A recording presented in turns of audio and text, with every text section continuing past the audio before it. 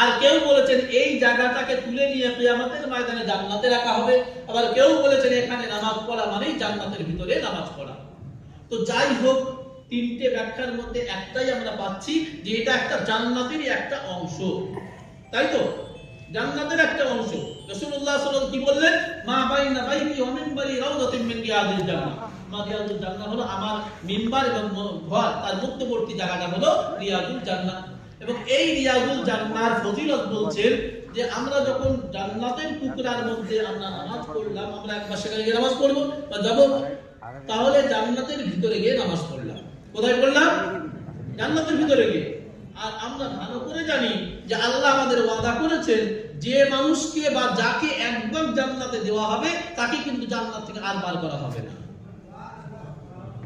কি এরকম ওয়াদা করেছেন তো আল্লাহ? এই ওয়াদা করেছেন।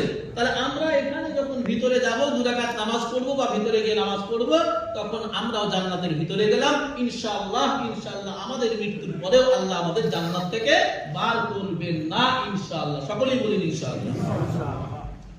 রিয়াদুল জান্নাহ কয়েকটা বিষয় নিয়ে একটু আপনাদেরকে জানিয়ে দেবো। সেটা হলো যে রিয়াদুল জান্নাহর এরিয়া কতটা, এরিয়া কতটা। রিয়াদুল জান্নাহ আগে মানে লকডাউনের আগে এখানে একটা সুন্দর নিদর্শন ছিল, সেটা হলো সমস্ত মসজিদের কার্পেট ছিল লাল আর রিয়াদুল জান্নাহর কার্পেট ছিল সবুজ। তাহলে আমরা দেখলে বুঝতে পারতাম। বর্তমান এখন পুরো মসজিদের কার্পেট হয়ে গেছে সবুজ, তাহলে বোঝা সম্ভব না। তাহলে আমরা কিভাবে বুঝবো রিয়াদুল